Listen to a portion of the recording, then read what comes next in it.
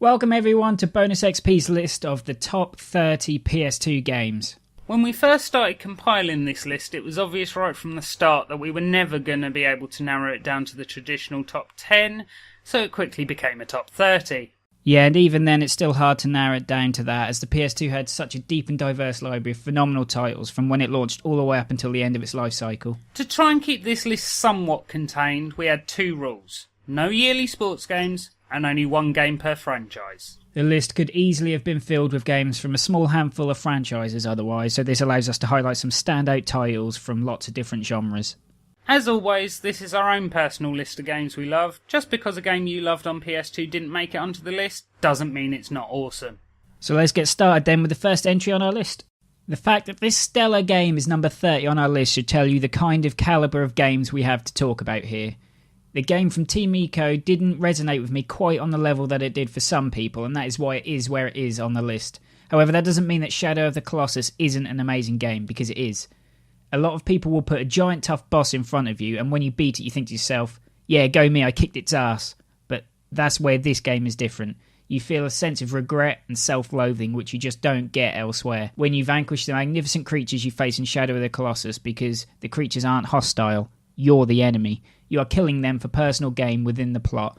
It's also a game where you regularly feel a sense of scale and that you are a tiny part of a massive, living, breathing world. It's a beautiful, engaging and emotional experience you won't soon forget, and is absolutely worth overlooking the awful controls to give this game a try. And let's be honest, The Last Guardian will likely pale in comparison to Shadow of Colossus if we ever get to play it. Also, the game gets into my good books by calling inverted camera controls default, which is the correct way to have camera controls, so it gets bonus points for that. Now this is a game that most of you are probably thinking, what the hell is this? Well, that's the main reason I thought to have it on this list. A mostly overlooked game, Shadow Hearts is one of the first games to really get me into the Japanese style of turn-based RPGs. A typical supernatural focused story with one of the best opening cutscenes of its time, Shadow Hearts grips the player from the very beginning. One way in which it changes the formula, however, is with the introduction of the Judgment Ring. A lot of actions, from battles to minigames to even shopping, are decided by this timing-based mechanic, where players have to stop a moving marker around the ring. And depending on which differently sized segment you manage to stop it in, you could increase your attack or make your items cheaper in shops. This unique element is why I fondly remember this game as one of the most interesting and unpredictable on the PS2.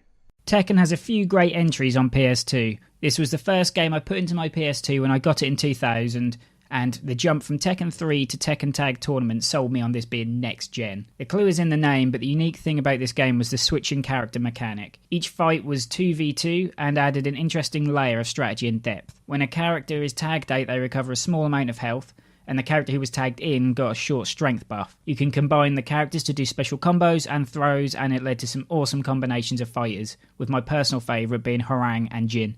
Other than SSX, this was by far the best launch title for the console, and a promising sign of things to come. It added a bunch of new fighters, new modes, and certain modern fighting games could learn a lot about how to give fighting game fans value for money.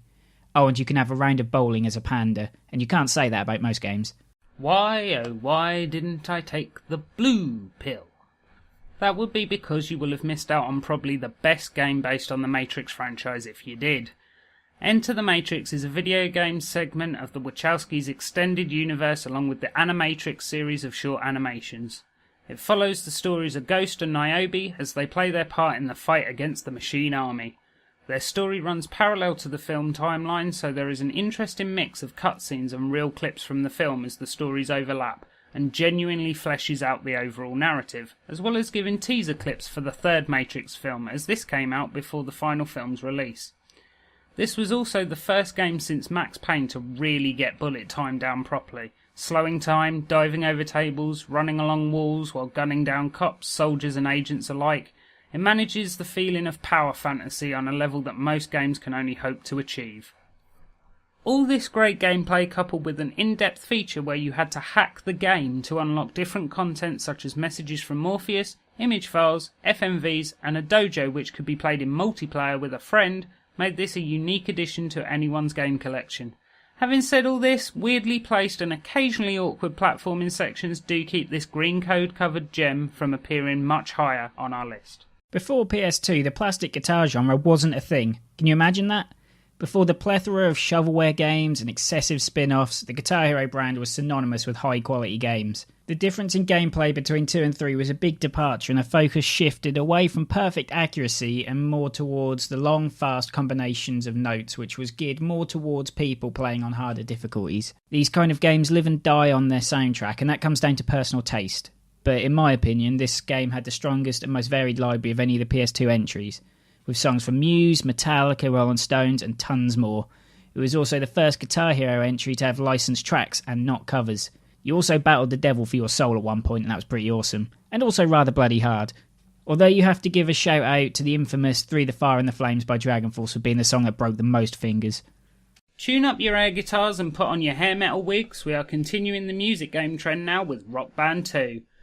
Being the first series of its genre to branch out from just guitar gameplay, the Rock Band games also added the option to sing and bash away on crude plastic drums to give everyone the chance to channel their inner Mike Portnoy. But why choose the second game if these innovations arrived in the first, I hear you ask? Well, this is one of those cases where the sequel truly took the base game and improved on it. Even without the features only given to its PS3 counterpart, namely the DLC, character customization, or the Band World Tour career mode, the awesome aesthetic, wonderful soundtrack, and core experience of being a rock star still made me feel that this was the true party game to rock out to on the PS2. You know what made Prince of Persia Sands of Time great? The clue is in the name, time. By itself, the game is a relatively generic third-person action platformer, but what makes this game unique is its time-blending mechanic. If you make a mistake with your platforming, you can redo it. If you get stabbed in the face, you can have another go. But it's how you combine the time mechanics into freezing time and pulling off some ridiculous moves that makes the game so much fun. The platforming is solid and it flows well with the basic parkour, and the combat isn't massively refined by itself, but when you combine it with the time mechanics, it is a lot of fun. The world is beautiful and vibrant, and exploring it is a pleasure, with each area feeling distinct and interesting. The story is told in an interesting way too, with it being narrated by the protagonist. If you die, he'll tell you, no, that's not how it happened. And if you pause the game, he'll ask, are we going to continue then? The game is available on pretty much any platform you can think of, so it's worth going back to and taking a look at one of the classics of the genre. Are you searching for some true, gritty East London gang warfare? No, me either, but I guess you don't know what you want till you get it. The Getaway grabs you with its setting and then proceeds to bludgeon you over the head with it. It opens with a dark, violent story of an ex-gangster recently released from jail for armed robbery, only to see his wife murdered and his son kidnapped, and held ransom until he does whatever a mad gang boss tells him to. Boasting some awesome, if over-the-top voice acting, and selling itself on being a rather faithful recreation of London's map, which caused the game to be delayed for more than 2 years, The Getaway sucks you in with decent driving and shooting mechanics, an innovative use of the car's indicators to tell you where to go instead of having a GPS mission marker, as well as varied mission objectives to stop the game from becoming stale. This was the game of choice for GTA fans that wanted a change of tone and setting, and it certainly delivered. If you haven't played the game, I urge you to try it, and just remember, you don't do what I tell you, and the kid dies. Dynasty Warriors is the digital equivalent of Marmite. The series has never been received particularly well critically, but despite this it has a fervent fan base that religiously plays each instalment, and I count myself as a proud member of that group. Essentially the game is designed to massage your god complex, with a 1 versus 1,000 mentality running throughout the game. You only need to watch the opening FMV to see what the game is all about.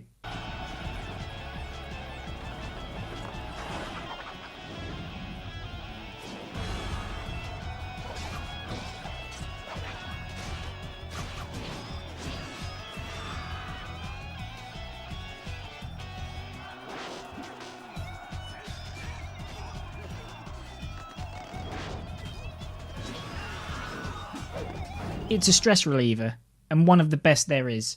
It's based around the romance of the Three Kingdoms Chinese law, and you play as one of several factions all vying for control of China, and it's basically your job to get that done. Going through several stages set around taking bases and deposing leaders whilst button mashing your way through wave after wave of nameless soldiers. It has an upgrade system where you get new weapons with special abilities, such as setting your opponents on fire, and also has items which gives your character various buffs. It has a really cool morale system where if your army was getting your ass kicked, your units get demoralised and then they fight worse as a result. And on the reverse of that, if you are clearing out bases quickly, your units got a boost and fought better as a result. A new addition to 5 was the bodyguard system. In each battle you gained a bodyguard who independently levelled and helped you out, which on the harder difficulties was a lifesaver. The whole game could be played co-op and there was huge amounts of fun with friends. Oh, Jack and Daxter, how many things I have to say about you.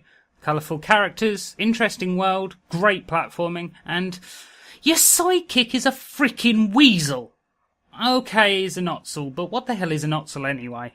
Google defines an ottsel as a species in the Jack and Daxter universe. It is a hybrid cross between an otter and a weasel, and as such, its name is a portmanteau of the two terms. I could honestly boot up this game and do nothing and still have a huge frickin' smile on my face. The music is awesome, Daxter's random quips and one-liners are still funny to this day. Just the overall fun, happy feeling of this game is amazing. Of course, other games in the series were also great, but I always felt they lost a little something as they became darker and more focused on shooting. Jumping on enemies' heads or twirling Daxter around like a screaming orange whip was always where it was at for me. This was also the first game that I recall had the interesting concept of having a character standing over you and mocking you if you died, which is now obviously made famous by the Batman Arkham games. Personally, I played this before getting a chance with Ratchet & Clank, so this game will always have a special place in my heart as one of the PS2's greatest platforming titles. And that was the first 10 games on our list. Hope you enjoyed the video, and don't forget to subscribe to catch the next part of the rundown, which will be coming soon. Have a good day everyone, and we'll see you next time.